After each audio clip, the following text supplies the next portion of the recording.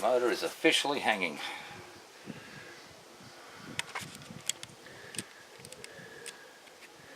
Not fully welded yet, but the whole bike's got to come apart for complete welding, sandblasting and painting.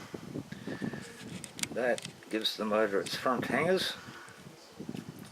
I'm just going to make the brackets to put the bolts through, and then the swivel frame to go around it that the axle will be assembled to.